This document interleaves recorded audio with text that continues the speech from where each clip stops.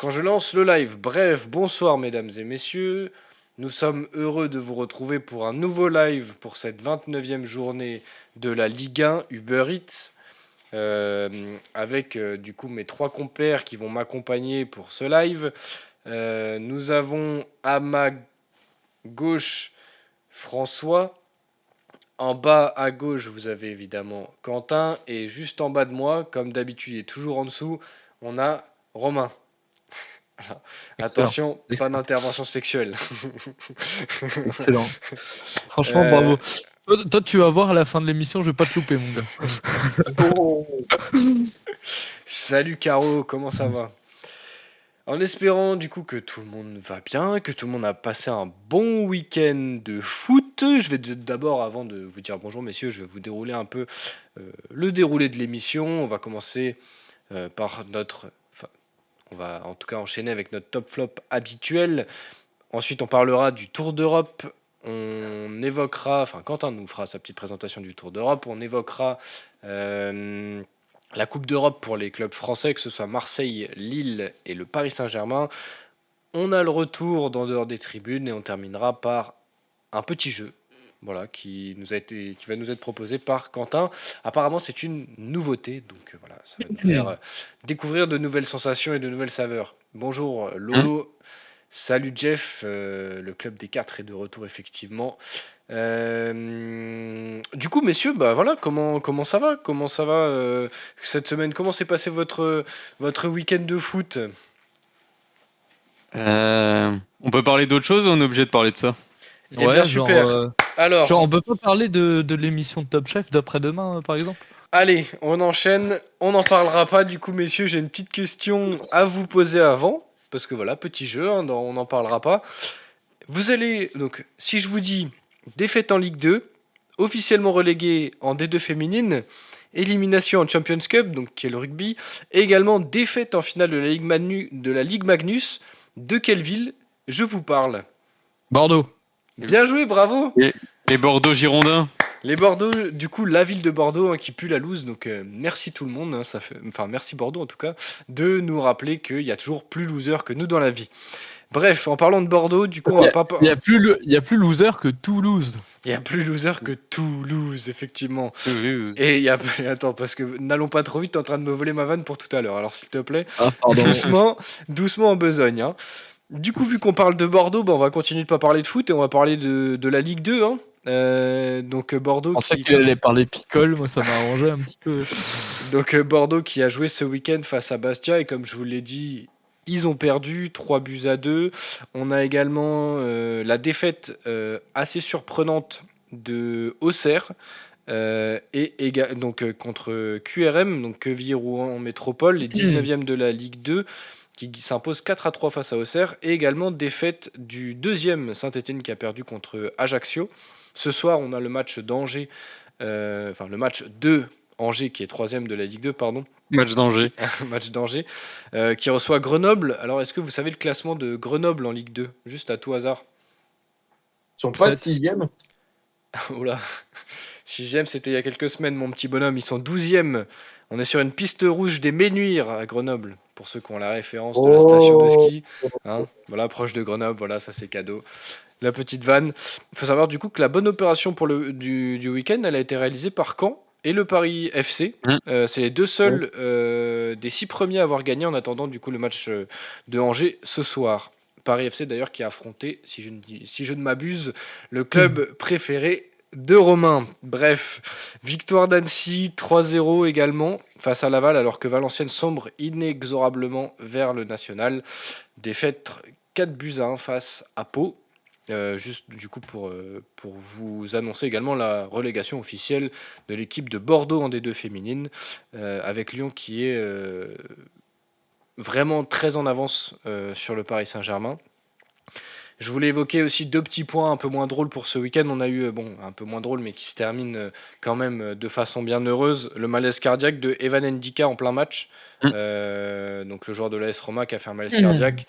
Plus de peur que de mal, il va bien, il a été hospitalisé.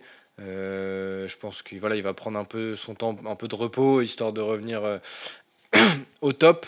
Et on va parler également d'une info que nous a donné notre insider, un accident pour les ultras brestois du coup. On a 9 personnes qui ont fini à l'hôpital hier suite à un accident avec une remorque de camion.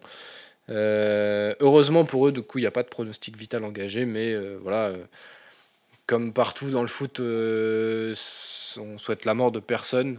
Donc voilà, qui se remettent Oui, non, oui. qui se remettent tous en forme pour supporter au mieux leur club. Voilà, messieurs, pour le on n'en parlera pas. Le conducteur, il a dû s'endormir au volant, à mon avis. Je pense qu'au début, il pensait dormir devant le match de Lyon, à mon avis, à 20h45. Et finalement, il n'a pas pu parce que c'était un peu animé. Du coup, voilà. Effectivement, je pense que c'est un peu compliqué. Messieurs, on va enchaîner directement avec Non, le mais top flop. attends, Ah, avant que tu refermes ta page, Romain, vraie question. Est-ce qu'il y a un monde où les Non, sticks de non, 3 non, mais vas-y, on n'en parle pas, c'est bon. Est-ce qu'il y a un monde où les stick tac de 3 achetés par Manchester City peut finir en national à la fin de la saison? Bah alors, figure-toi, ce matin, je suis arrivé au boulot. J'arrive à 9h15 au boulot. Paf, le collègue me dit petit café, ouais, petit café. Et là, il me dit bon, Romain, on va parler de les stacks maintenant. Et là, je me suis dit, oh. pour le traquenard. Il me dit là, ça commence à être un peu chaud. Je lui dis ouais, il y a encore des points à glaner et tout. Donc, on commence à regarder le classement, le calendrier. Donc, les stacks est Là, ça 17ème sentait, actuellement. là, ça sentait le national. Ouais, j'avais pas trop d'arguments en fait, hein. Donc l'équipe qui est juste devant, c'est Dunkerque qui est à 3 points de l'Estac. L'Estac a une meilleure différence de but, je crois ils sont à -7, l'USLD est à -15, pardon. Et donc finalement, tu te rends compte qu'il n'y a que 3 points d'écart, que l'Estac doit jouer encore Valenciennes et 2 autres équipes du top de la deuxième partie de tableau. Et Dunkerque a une paire de grosses équipes à jouer, et notamment Auxerre et Angers dans les 6 derniers matchs. Donc c'est encore jouable, mais ça va être très très très tendu. Pas très chaud, quoi. Je pense que l'année prochaine, on peut peut-être faire un petit tour en national. Je pourrais aller voir ce bon vieux derby Sochaux et 3. entre Dijon, pardon, pas Dijon, Nancy et Troyes. Et finalement, le duel qu'on voulait aller voir avec Quentin en Ligue 2 ou en Ligue 1, Le national. nous pourrons peut-être finalement le faire en national. Et ça, c'est triste, hein. Et ça, triste. c'est le football qu'on aime, ça. Du coup, Donc messieurs, voilà. on va passer aux résultats. Attends, deuxième info avant que tu refermes C'est ta encore pour chronique. moi, là? Non, cette fois-ci c'est pour Jérém. Enfin non, c'est pour Ah. personne, mais tu disais que les Bordeaux Girondins sont officiellement relégués en En D2 féminine, ouais. D2 féminine. Il reste 5 matchs en D2 féminine encore. Et, Sûrement, ouais. Mais elles ont et gagné pour 7 points, l'instant, quoi. c'est le Racing Club de Strasbourg hein, qui est premier en D2 féminine. Donc qui est bien Ah, ok. parti pour aller chercher la montée en D1 Arkema l'année prochaine, ce qui serait vraiment la seule lueur d'espoir dans cette sombre saison strasbourgeoise. Voilà, c'est tout, c'est ce que je voulais dire. Pour la petite info, voilà, j'avais la copine d'un ancien collègue qui jouait au Racing Club de Strasbourg. Bon, elle était dans l'équipe réserve, mais elle était du coup dans le Racing Club, au Racing Club de Strasbourg. Voilà. Donc, Voilà, parfait. pour La boucle est rejoindre bouclée. la J'allais boucle faire une blague est douteuse, mais vas-y, on bouclée. va avancer. Allez, Avance. messieurs, top flop, résultat de cette 29e journée, en tout cas des résultats partiels. Alors attendez, je vous affiche correctement toutes les caméras, puisque la semaine dernière on était en trio. Là, vous n'allez pas avoir la gueule de Romain en entier, ce serait quand même dommage. Du coup, les résultats de cette 29e journée. La journée s'est ouverte par le match, enfin s'est ouverte pardon par le match entre Metz et Lens avec la victoire du FC Metz 2-1 face au Racing Club de Lens. Elle s'est prolongée le samedi avec le match entre le Racing Club de Strasbourg et le Stade de Reims. Et on a vu la victoire de Strasbourg 3-1 face à Reims. Le samedi a été clôturé par le match entre Rennes et Toulouse avec la victoire du Toulouse FC, pardon. Et un petit dimanche après-midi, puisque du coup on avait 3 matchs qui sont reportés au 24 avril, si je dis pas de bêtises. Les matchs Lorient-Paris, Monaco-Lille et Marseille-Nice. Du coup, le match de 13h, c'était Le Havre-Nantes avec la victoire de Nantes. On n'a pas eu de multiplex, on a eu qu'un match entre Clermont et Montpellier qui s'est terminé par un partout. Et le match de cette journée, sûrement, le match de la 29e journée, le match entre l'Olympique lyonnais et le Stade brestois 29 qui s'est clôturé par un score étriqué de 4-3. Un match très serré avec deux formations qui voulaient vraiment les 3 points. Messieurs, maintenant que ça c'est dit, j'affiche le classement et je vous propose de me donner vos tops et vos flops. Vas-y, je veux bien commencer. Eh bien, je Allez. t'en prie. Alors, je vais parler uniquement comptablement parce que j'ai encore pas vu énormément de matchs ce week-end. Je vais parler comptablement. Donc, je trouve que les équipes qui font les plus grosses opérations ce week-end, ce sont donc Lyon, Toulouse et Strasbourg. Toulouse et Strasbourg ont clairement assuré leur maintien sur cette journée. Ils sont maintenant à 10 points d'avance sur le barragiste. Je pense que c'est bon, leur saison est terminée. Et également, la dernière équipe où la victoire est très importante, c'est Nantes dans le duel de futurs barragistes. La victoire de Nantes au Havre est très très très importante. Alors après un énième changement d'entraîneur, on voit que Nantes est reparti sur de bons rails. Et puis voilà, c'est une bonne chose. C'est une bonne chose. Les autres résultats, c'est la défaite de Lens et la victoire de Metz, c'est ça? Enfin, les deux sont intimement liés. Donc Metz qui a 26 points, qui peut encore espérer du coup en un futur maintien peut-être. Metz, c'est quand même, je trouve ça paye. Enfin, là ils ont gagné, mais je trouve que depuis quelques semaines, ça paye pas forcément le fait qu'ils jouent au foot, parce qu'ils font quand même des matchs avec un certain contenu et ils sont uniquement plombés par des erreurs individuelles lors des matchs, et je trouve ça assez dommage finalement parce que c'est une équipe qui joue assez au foot et c'est assez plaisant de les voir jouer. C'est toujours animé, tu les vois marquer énormément de buts, tu les vois encaisser également des buts, mais tu vois toujours des matchs animés et agréables en regardant Metz. Mais ils étaient déjà pas trop dégueux, on va dire, défensivement. Et le retour de Mikotadze, ça les a ranimés offensivement, alors qu'ils avaient vraiment tout perdu offensivement ces dernières semaines. Le Et but, vraiment, son retour, il fait du ouais. bien. Le but de Ah. l'égalisation là qu'il met contre Lens, où c'est un vrai but quand même. Ouais, c'est Le clair, mec, hein, mais le bon, mec qui fait 2 crochets, il envoie une cerise sous la barre là, pied gauche, c'était en pas même mal. temps, ce gars-là a pas le niveau pour jouer à Metz, hein. Il revient parce que c'est le seul club où il peut venir jouer. Mm. À l'Ajax, il jouait pas, donc il vient là où il peut. Mais oui, l'année prochaine, il repartira. Alors, il repartira pas à l'Ajax, mais il repartira de Metz. Il restera pas là, quoi. Mm. Dans mes flops, je vais mettre Rennes. Je suis désolé Jérémy, mais là, Rennes, Rennes, ils sont sur la même série que l'OM, je crois. Ils sont sur 4 défaites d'affilée. C'est ça, Jérémy? Tu as Franchement, l'info? franchement, tu peux mettre 5, 6 défaites d'affilée, je t'en fais cadeau, mec. Non, je Trois t'avoue défaites, qu'en vrai, je sais pas. d'affilée, Romain. Pardon? 3 défaites d'affilée. Ok. Bah, quand tu joues la course à l'Europe, c'est pas dingue, quoi. Enfin, c'est une saison compliquée pour Rennes. Je comprends pas trop le fond du problème parce que l'effectif est quand même correct à Rennes. Et franchement, je sais Et pas quoi dire. bah, Je sais pas quoi dire là-dessus. je Je sais crois pas ce que t'en penses, toi, que, Jérémy. je crois que, du coup, enfin, tu me disais que tu comprenais pas le fond du problème. Je Hmm. crois que ce week-end, je me suis un peu aperçu du fond du problème. C'est qu'il n'y a pas de cohésion d'équipe. Hmm. Genre, chacun va chercher à faire l'individualité et à marquer son but un peu. Ok. Ça a été genre là sur le match, je me suis dit, mais t'as l'impression que genre Guiri il veut dribbler, faire son crochet, Kalimundo il veut dribbler 3 joueurs. Enfin, tu vois, t'as t'as ce manque de. C'est pas huilé. T'as pas de passe, t'as pas de. Ah, je vois. Il y a... Ok. Du coup, ça marche pas en fait. T'as T'attends, pas de passe dans le.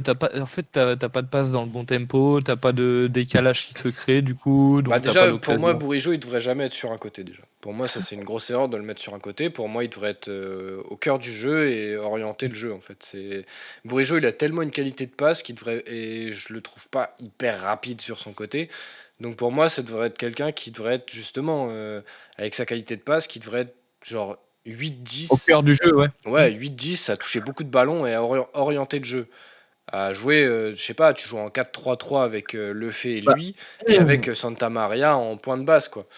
Et ça devrait être Lefebvre et Bourigeaud qui orientent le jeu, mais je sais pas. En fait, là où tu as d'autant plus raison, c'est qu'il y a d'autres joueurs pour jouer sur les ailes à Rennes, je pense. Bah, ouais, enfin, t'as Terrier, bon alors Terrier des fois, voilà, il est peut-être physiquement un peu court, mais t'as Blas, t'as Terrier, t'as Salah, si vraiment tu veux faire rentrer quelqu'un. Doué, il le fait jouer à Ouais. quel poste, Doué, il le Désiré fait Doué? jouer sur le côté aussi un petit peu, mais tu peux le faire jouer au centre aussi. Tu as Doué à la place de Et le comment petit, de Lefebvre, tu il y a- vois.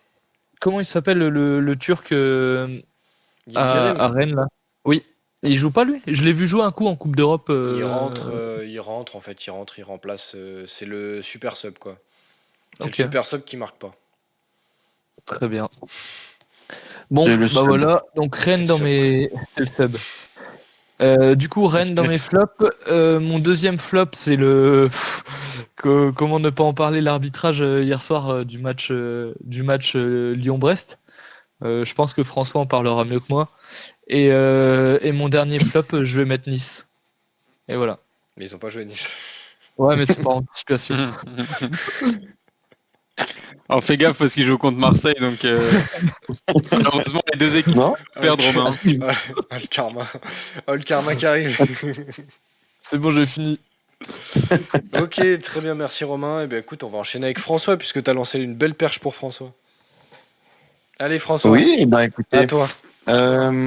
juste avant de donner mon top flop, comme tu l'as dit tout à l'heure, tu as parlé rapidement des Celtic Ultra. Je voulais revenir sur un autre point qui était aussi, j'y étais pas là la semaine dernière pour raison professionnelle. Je voulais aussi rendre un petit hommage à un autre Ultra, comme je sais pas si vous êtes au courant, Adrien, un membre des Indians Tolosa qui est décédé, qui était très très jeune, qui est décédé il y a quelques semaines suite d'une maladie. Et du coup, voilà, je voulais faire ce petit mot et puis bien évidemment soutenir aussi les gars pour cet accident qui est parvenu ce matin, très tôt ce matin.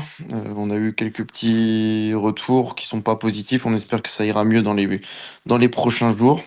Et un grand merci aussi à tous les groupes d'ultra qui nous font passer des messages sur les réseaux hein, pour nous soutenir. Ça fait extrêmement plaisir. Comme quoi, la mentalité ultra n'est pas si mauvaise que ça. Entre nous, on est aussi gentils, on est des hommes et on se respecte aussi tous, même si on n'aime pas tous les mêmes clubs. Voilà, c'était mon petit message. J'enchaîne du coup sur mon top flop. Et ben sur mon top, je vais démarrer avec Romain, tu en as déjà parlé, Georges Mikotadze. Ça fait 2 matchs, je trouve, qu'il a enfin retrouvé son niveau de l'année dernière. Face à Brest, il nous plante un doublé et pas des buts dégueulasses. Là, face à Lens, il nous a mis 2 masterclass. Grâce à lui d'ailleurs que Metz remporte le match. Donc un match ô combien important parce que face à Lens c'est pas forcément évident et d'aller gagner, de mettre 3 points face à Lens c'est quand même compliqué pour une équipe qui était dans le dur comme Metz. Donc Metz revient du coup à hauteur de Lorient et de bon augure pour Metz. J'ai mis aussi Strasbourg, le match de Strasbourg et notamment le petit jeune, j'ai plus son nom, je sais pas si tu l'as Rémi toi. Sébas. Ouais, ouais.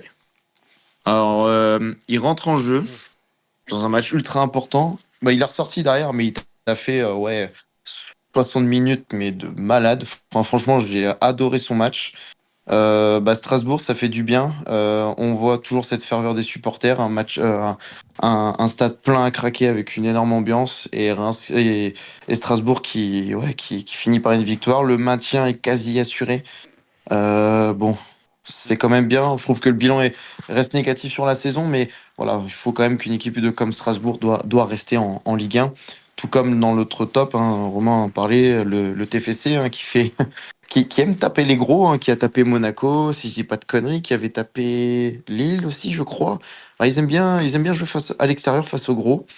Face à Rennes, j'ai trouvé que Toulouse a été vraiment convaincant. Bon, Rennes, j'en parlerai juste après. Et enfin, la victoire, un peu une finale aussi hein, pour cette fin de saison entre Le Havre et Nantes. Nantes, depuis le retour de Camboiré, c'est un autre visage. Et j'ai envie de dire que ça fait aussi plaisir de voir Nantes comme ça, pas aussi malade qu'avec Jocelyn Gourvenec, beaucoup plus motivé, plus d'impact physique aussi sur les duels. Et en top, j'en parlerai après du match de Lyon-Brest. Pour les flops, j'ai mis Rennes hein, qui continue sa série de défaites. Il n'y a pas grand-chose à dire. Hein. Rennes, c'est compliqué. L'Europe s'éloigne de plus en plus. Il n'y a plus grand-chose à jouer. On entend dire qu'ils veulent prolonger Stéphane de 2 saisons supplémentaires. Est-ce que c'est l'homme de la situation? Est-ce que il y a beaucoup de questions à se poser là, au niveau du Stade Rennais. Et pourtant, c'est une équipe qu'on voyait en haut du classement. Bon, finalement, on s'est tous trompés là-dessus. J'ai mis. Après, j'ai pas trop de flop parce que Reims, bon, pour moi, je les mettrais pas. Enfin, je les mettrais en flop parce que c'est une mauvaise opération pour la course à l'Europe pour eux. Et sinon, le Havre, voilà. Pas grand chose à dire sur le Havre, ni même Lens. Lens c'est comme Reims, hein, c'est mauvaise opération pour l'Europe. Hein. Ce qui aurait pu permettre, et je rebondis sur le match entre Lyon et Brest, qui aurait pu permettre à Brest de se qualifier officiellement pour une Coupe d'Europe en cas de victoire à Lyon. Et sur ce match, écoutez, pour moi, ça a été le match de l'année. Une intensité de jeu vraiment impressionnante. On s'attendait pas à avoir un tel niveau de jeu. Euh, Beaucoup le disent hein, que c'est vraiment le match de l'année, un match digne d'un match de Ligue des Champions avec énormément de rebondissements. Je vais parler en top d'Anthony Lopez hein, qui nous a fait un match énorme avec 2 arrêts incroyables sur la frappe de Satriano et de Kamori Doumbia. Je mettrai aussi en top Ryan Cherki quand il est rentré en jeu, il a fait quand même du mal au milieu de terrain brestois. Et du Même s'il côté loupe une sacrée brestois, j'ai mis... occasion quand même. Ouais, mais il était en jeu. Il était en jeu. Ah oui, oui. Il était hors jeu, mais bon, après, oui, c'est vrai que même si t'es hors jeu, celle-là, tu dois la mettre, t'es tout seul devant le but, il n'y a plus personne, voilà. Mais on peut pas enlever le gros travail qu'il a fait au milieu de terrain, son retour depuis. Son retour en forme depuis quelques semaines. Et en top, j'ai mis aussi Romain Del Castillo, hein, qui est, comme Pierre Lesmelou, un peu l'homme clé du stade brestois. J'ai mis aussi, comment il s'appelle, Steve Mounier, que j'ai trouvé vraiment top devant, qui a su peser quand même sur la défense, sur Jack O'Brien et Clinton Mata. Au Et but sur de Mounier, sa tête, je la trouve incroyable en vrai. Je elle sais a pas vous, cherché. mais Hein. je trouve ce jaillissement entre les deux. Il faut y aller hein, pour aller prendre un ballon de la tête à O'Brien. Là, c'est ce mec qui est pas naturel. Mais putain, je trouve que la détente de Mounier, le geste et tout, la finition, il fait exactement ce qu'il faut faire. J'ai trouvé ce but extrêmement joli en vrai, quand je l'ai vu ce matin. Clairement, oui, c'est. Ah, mais tous les buts, hein, tu vois, le coup franc de Brest, il est incroyable. Le troisième but, la construction du départ jusqu'à la finition, elle est incroyable. Enfin, ouais, c'était top. Et en flop, je vais mettre. L'année dernière, on disait souvent que Brest aimait beaucoup mettre le bus quand une fois qu'ils menaient en score. Cette année, c'est plus trop le cas. Et là, je trouve que hier, ils auraient vraiment dû barricader à 3-1, arrêter de faire le jeu, arrêter de vouloir se découvrir pour rien. Ce qui leur a valu justement la réduction du score à 3 buts à 2. Et puis derrière, ça a été l'enchaînement.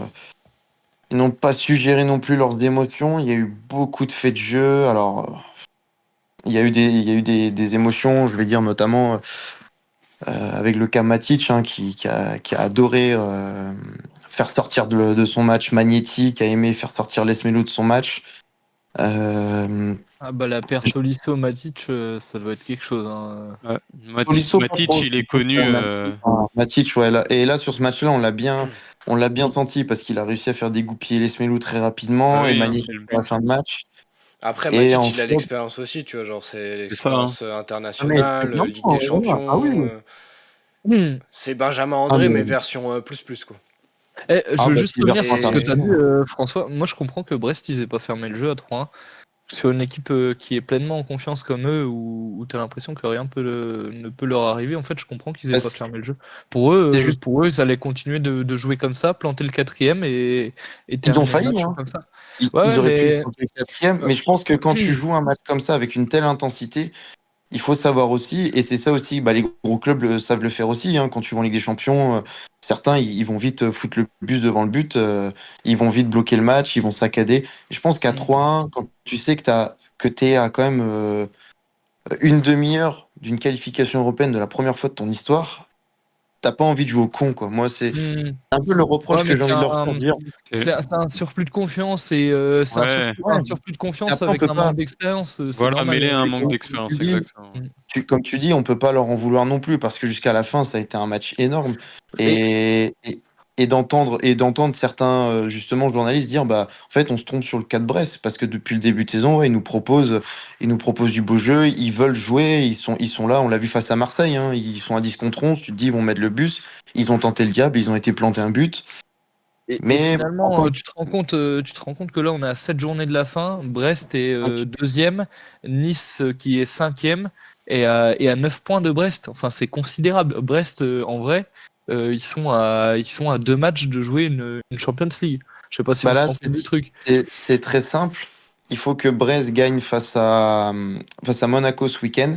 Que le match en retard entre Lille et Monaco, il n'y ait pas de vainqueur, ou alors que Lille gagne pour justement que Monaco décélère. Et sachant que tous les clubs qui sont derrière Brest vont s'affronter sur les prochaines journées, donc il va y avoir encore des plumes de perdus. Mhm. Brest joue face à Monaco, va à Rennes, ils reçoivent Reims, Nantes et ils vont à Toulouse. Donc le calendrier est pas dégueulasse en soi. C'est pas un gros calendrier En gros, il reste comme le peut gros avoir Monaco et Monaco, après, Lille. il faut être sérieux et ce Il y sera Rennes. a le derby face à Rennes aussi. Un derby, c'est Oui, pardon, ouais. différent, c'est une autre ambiance. Et après, Ouais. oui, c'est des matchs que tu dois savoir gérer, oui. Et je voulais juste terminer sur le gros flop de cette soirée. Bah voilà, l'arbitre, hein, je sais pas si vous avez vu, il y a un rapport qui a été envoyé par le responsable des arbitres en France qui a donc bien annoncé qu'il y avait bien deux injustices pour le Stade brestois, la main de Jack O'Brien à la 15e minute et le hors-jeu qui vient sur le coup franc sur le but de la casette, hein. Les deux voilà, donc les deux devaient être sanctionnés. Et bien évidemment aussi le carton rouge lunaire de Pierre Par Lesmelou. contre, Alors l'arbitre, j'ai une oui. question parce Alors que est-ce qu'il a noté aussi les injustices qu'il y avait également de l'autre côté? lesquels? Bah, genre déjà le coup franc sur le but de Del Castillo là, il est quand même gentil le coup franc. Et t'as également le rouge que doit prendre Bizot aussi. Alors ils disent que le Parce que rouge, sur la sortie de la casette, c'est un peu rouge quand même. bah en D'autant fait plus le Dangereux, que problème c'est qu'ils dangereux. peuvent pas. d'autant plus que la casette enfin, en général, ce que tu vois, c'est que comme le joueur peut pas reprendre sa place sur le terrain, le carton jaune se transforme en rouge. Mm. Lyon a pas réagi. Nous, Après, ils ont gagné, nous, donc enfin, du côté de ils vont pas Brest, réagir. Mais voilà. Il y a eu de l'injustice, mais c'est pour ça que je voulais juste bah, justement enchaîner là-dessus en disant bah, l'arbitre en fait a perdu les pédales très rapidement dans mm. le match. Il a été déjà tu fais pas en fait démarrer un entraîneur avec aussi peu d'expérience sur un match aussi important. Ça peut paraître anodin de dire ouais Lyon-Brest important, mais quand tu vois que Brest est à un match de la Coupe d'Europe, Lyon est en pleine relance pour la Coupe d'Europe pour se qualifier, tu peux pas te permettre de mettre un entraîneur novice qui a 10 matchs de Ligue 1 et qui a arbitré un Clermont-Montpellier ou qui a dernièrement arbitré un 3 Dunkerque. Tu peux pas, c'est impossible de le faire. Je suis Et je d'accord et pense en que même c'est temps, je suis pas d'accord avec toi. Parce que je me dis, c'est-à-dire. en fait, c'est aussi un test.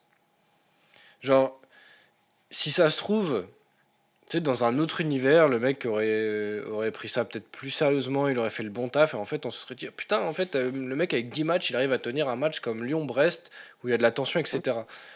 Pour avoir été arbitre, pour avoir été un peu dans la situation où j'ai eu ce match test, justement, j'étais arbitré à l'époque, c'était en DH, j'ai raté le test également. Mais j'avais pas non plus une trentaine ou une cinquantaine de matchs, tu vois, j'avais fait, je sais pas, j'avais fait 15 matchs en tant qu'arbitre dans les U15.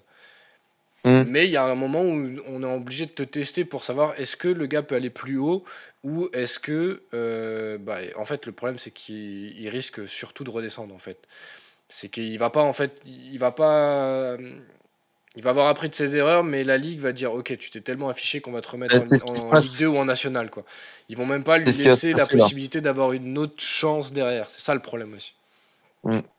Oui, mais c'est ce qui va se passer. Là, cette semaine, il y a une réunion avec ses confrères et justement, il va être sanctionné par les arbitres. Alors bon, après, hier, j'étais énervé, hein. Vous avez pu le voir sur les messages, j'étais fou de rage. Maintenant, je le prends avec un peu plus de recul. Je me dis, bon, d'un côté, Brest aurait dû faire le nécessaire à 3-1.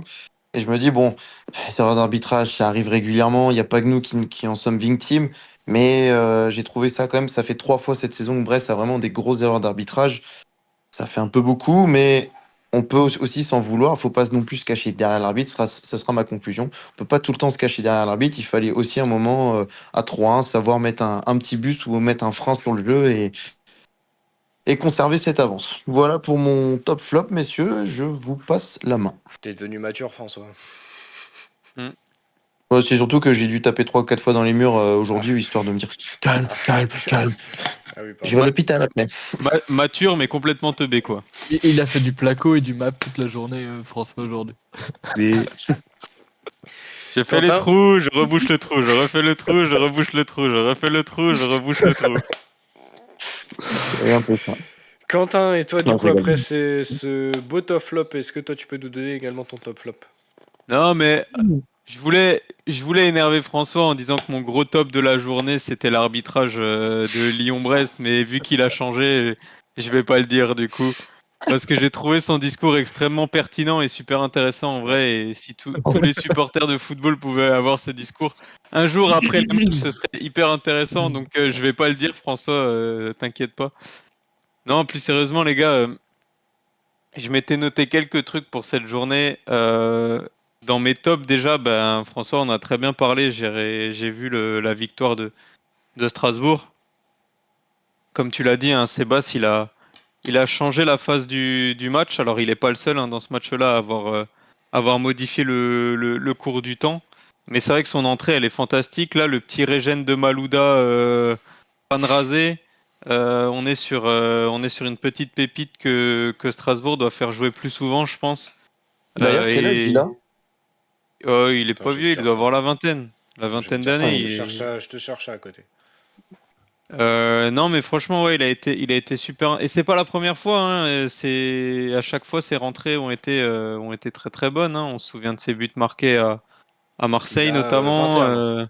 21 ans, ouais. Ah ouais. Il vient d'avoir 21 ans il y a samedi. Ah, Hier, trop Voilà, pardon. bien. voilà. Hier, pardon. Ouais, Voilà un hier. super cadeau d'anniversaire cette victoire Ouais. de Il est Strasbourg. martiniquais d'ailleurs. Oui, tout à fait. Il est martiniquais, ouais. Ah, j'irai acheter son maillot en Martinique. Euh, Non, ce que je voulais dire sur ce match-là, c'est qu'effectivement, les 3 points sont super importants pour Strasbourg.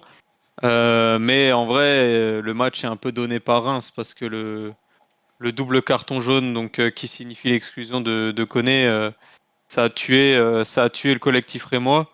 La blessure fait déjà du mal, mais alors le jeune qui rentre, qui se prend 2 jaunes, et le pauvre, il est abattu, on le voit avec les images hein, dans le couloir. Mm. Et je pense qu'il se rend même pas compte quand il fait sa deuxième faute qu'il a déjà un jaune. C'est une erreur de jeunesse. Et vraiment, ça, c'est un manque d'expérience totale. Et je pense que ça coûte un petit peu le match à son équipe, mais très content pour Strasbourg. Euh, dans mon, dans mon deuxième top, j'avais quand même envie de souligner le retour de Camboiré à Nantes. Parce que force est de constater que le bonhomme, il fait quand même du sacré travail.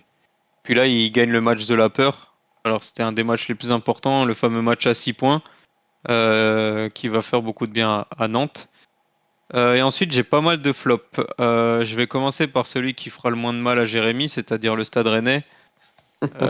Pour avoir vu le début du match, hein, je suis allé me coucher à la mi-temps pour vous dire à quel point c'était de la merde.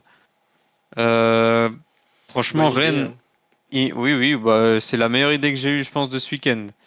Rennes, ils marquent le premier but. Derrière, purée, ils sont à domicile, ils doivent, mais 100% du temps, ils doivent conserver cet avantage-là. Je Ouais. me permets de te couper, c'est pas Rennes qui marque, c'est Doué hein, qui Oui, marque. oui, oui, c'est Voilà, Doué parce que. qui sort Rennes de la merde en, Ouais, putain. en faisant un exploit individuel. Mais derrière, c'est le néant, hein. Franchement, les 2 buts qu'ils prennent, mais défensivement, c'est catastrophique. Bélocian, si ça l'emmerde de courir, je sais pas si c'est Bélocian ou si c'est Guéladoué sur le deuxième but là. Si La ça frappe à l'emmerde 25 mètres là. Ben non, Eh ben, l'autre où il dégage sur le côté droit et il pense que ça va sortir, mais ça sort pas. Du coup, il court bah pas et c'est c'est c'est un Guéladoué, Toulousain je qui. pense. C'est ouais, Guéladoué, si ça l'emmerde de courir, Bah qu'il tu nous vois, le moi dise, on j'aurais pas va cité jouer. Guéladoué, mais j'allais revenir après sur la défense rennaise, Non, mais t'en fais pas. quand tu vois sur la frappe à 25 mètres que Non le mais, mec il a le temps de frapper, t'en as pas un qui monte dessus. Enfin, non, mais Eh c'est ben, aberrant. Il ça, passe au ça premier c'est poteau. autre chose que je voulais dire, c'est Théâtre qui se retourne sur la frappe de Caceres, là, c'est pas on n'en théâtre. peut plus. Ouais, mais alors le problème, il vient pas de théâtre. Justement, parce que je me le suis noté. C'est Omari. Omari, il est tout seul. Il marche, il est dans son monde, le gars, il regarde les papillons là qui passent sur le terrain. T'as Santa Maria qui est obligé de prendre un joueur, le joueur que doit prendre Omari. Et en fait, du coup, comme Santa Maria est occupé à prendre son marquage, parce que Omari, il est en train d'essayer de choper les papillons avec sa langue là, Santa Maria ne peut pas prendre Caceres. C'est Caceres, hein, c'est ça. C'est Et du ça. coup, Ouais. bah, le gars se retrouve absolument tout seul. Et après, bah, Théâtre, il monte. Oui, il se retourne pour essayer. Je sais pas, genre, pourquoi il se retourne, j'en sais rien. Tous les défenseurs défendent comme ça. Mais en fait, si de base, Omari il prend son marquage, Santa Maria va sur Caceres. Et il a pas le Oui, temps oui, d'armer sa après. frappe, quoi. Non, mais Mais franchement, Rennes. Omari, c'est. Moi, ce qui me pose problème, c'est que derrière, ils proposent plus rien, quoi. Derrière, c'est finito, 2-1, rideau, on remballe tout, galette saucisse, Touché bourré, quoi. tout, et Mais c'est à la maison. finalement, dans l'équipe de Rennes, on pourrait faire une espèce de playlist avec la variété française entre Santa Maria de Ritza et Omari de Johnny Hallyday. C'est pas mal. Ouais, putain, t'es doué, toi, hein. T'es doué, hein, Ouais, gamin. ouais, Je je l'ai sais. viré. Merci. Ensuite, j'avais envie de parler de Lens quand même, parce que, ben, Lens, on les voyait bien remonter. Puis finalement, en fait, ils sont un peu dans une situation catastrophique. 3 défaites, un match nul sur les 4 derniers matchs. Ça avance plus, c'est comme l'OGC Nice. Ils vont nous faire Euh, chier, Lens, hein, parce que le maillot d'Axel Camblan. Non, mais je Ouais, vous l'annonce, hein, même si Lens, ils sont 8e, je l'achète le maillot, hein. Franchement. Oui, mais si t'achètes le maillot, t'es pas obligé de le floquer à Axel Camblan, alors que si. Si, si, Ah si, oui. si. Ah oui. Ah ouais, franchement, là, je suis emballé. enfin bref, tout ça pour dire que Lens, ouais, ils déçoivent un peu. Et ensuite, le dernier truc que j'avais noté dans les flops, c'est la putain de ligue de football de merde qui nous fait chier à bouger des putains de matchs pour des vieux quarts de finale de Ligue des Champions ou de Ligue Europa tout pourris là. Eh, mec, mais Putain, nous fait pas chier. c'est un top, moi, putain.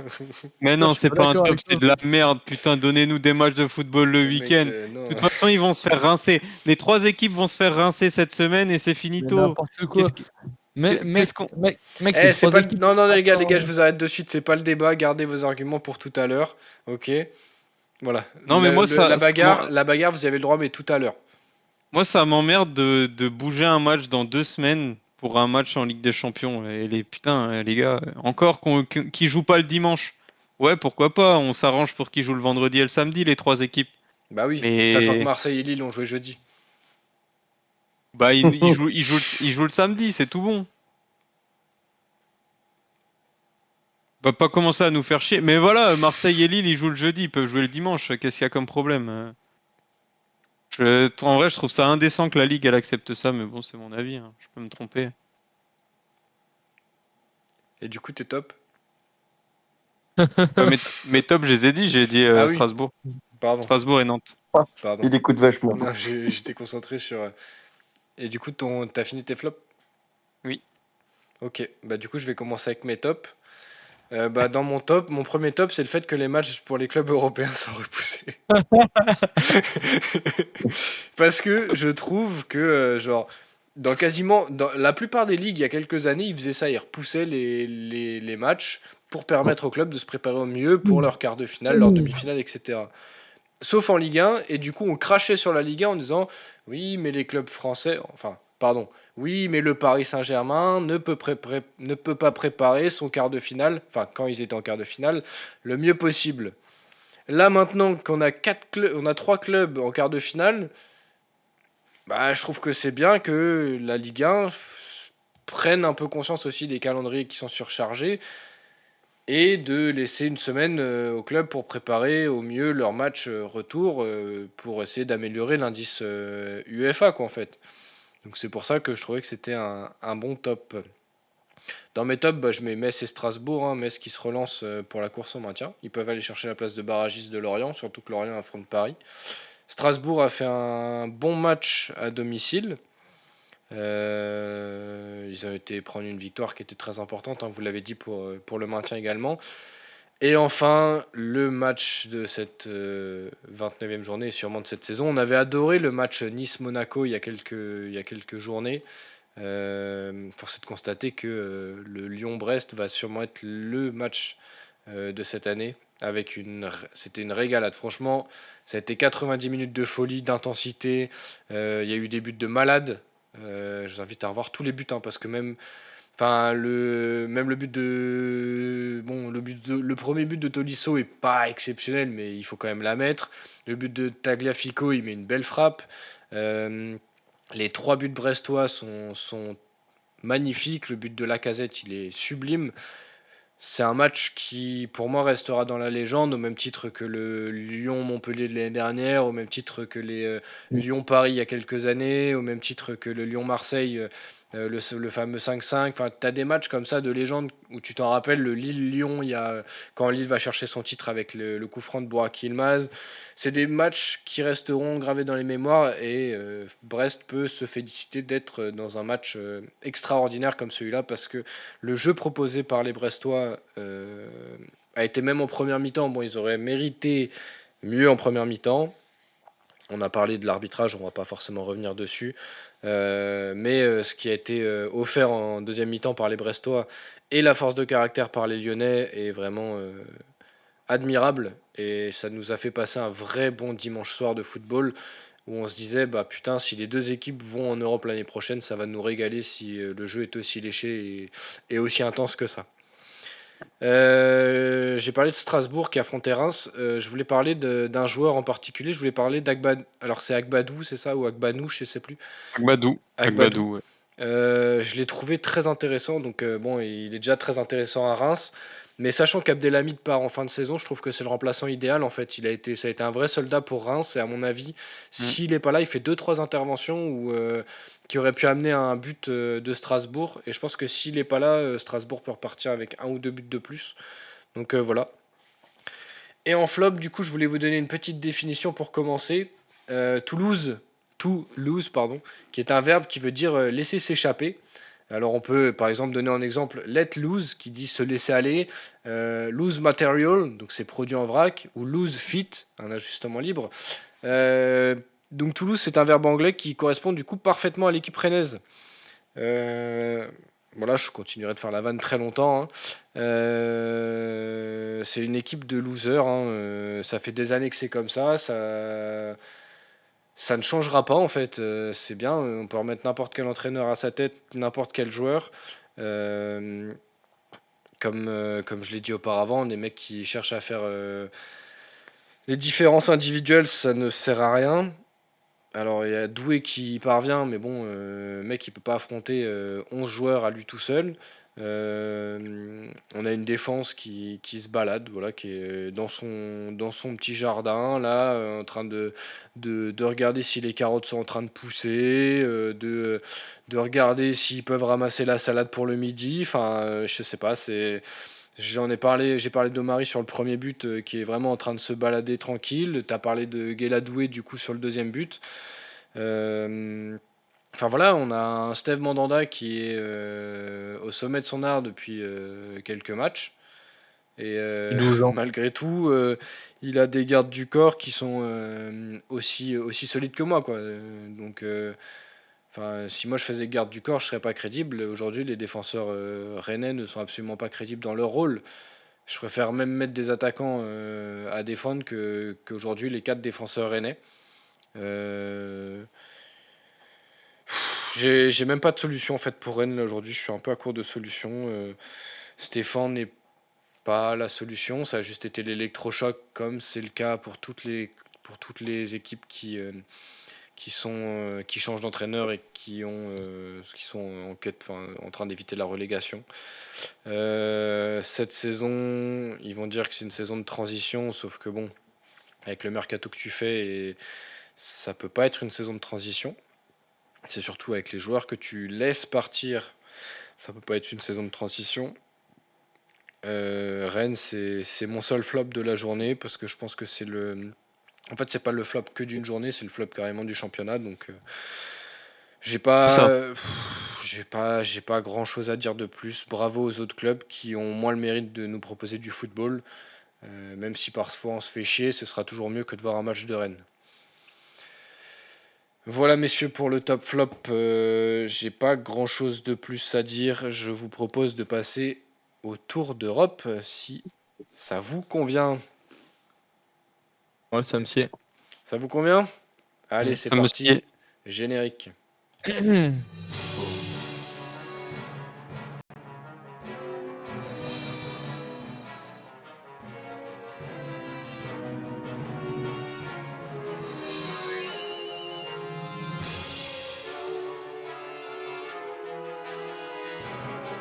Le tour d'Europe du monde.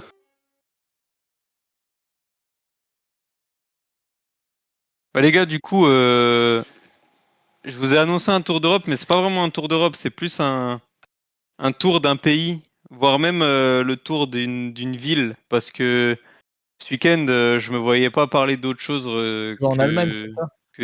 que du plus grand exploit de ces dernières années Prix de la bière. dans le foot allemand. C'est évidemment le sacre du Xabi Ball du Bayer Leverkusen, donc entraîné par Xabi Alonso, hein, qui a gagné de très belle manière à domicile 5-0 contre le Werder Bremen et qui a du coup maintenant 16 points d'avance sur le Bayern et sur Stuttgart, donc à 5 journées de la fin et qui sont donc officiellement champions d'Allemagne. Jusque-là, hein, pour vous donner une petite idée, les Leverkusen, ils ont été fondés il y a 120 ans, hein, c'était leur 120e saison en professionnel. Et jusque-là, ils avaient remporté une Pokal, donc une Coupe d'Allemagne en 93 et une Europa League en 88, donc ça remonte déjà fortement. Sachant que ces dernières années, si on part sur les 20 dernières années, donc à partir des années 2000, les Leverkusen, ils avaient quand même plus ou moins une très belle équipe à chaque saison avec des grosses stars de la Bundesliga, hein, comme Simon Rolfes qui est encore actuellement au club en tant que dirigeant, ou bien, je sais pas si vous vous rappelez de l'attaquant Stefan Kiesling, Ah, Oui. si, oui. qui lui aussi est une légende, hein, de la Bundesliga. Donc ouais, le Leverkusen de Xabi Alonso, hein, donc qui a repris l'équipe là, au début de saison, hein, est sacré champion. Ils sont toujours invaincus, donc que ce soit en Bundesliga, en Coupe ou en Europa League, hein. En Bundesliga, ils sont sur 25 victoires et 4 nuls en 29 matchs, hein. Ils sont donc à la recherche de cette saison invaincue pour peut-être rentrer dans le fameux groupe qu'on avait exposé sur TikTok avec l'AC Milan, l'Ajax ou Arsenal notamment. Ils vont jouer une finale de Coupe d'Allemagne contre une D2 en plus, contre une D2 allemande. Ils vont jouer leur retour en Europa League, où ça se passe plutôt pas mal en Europa League aussi.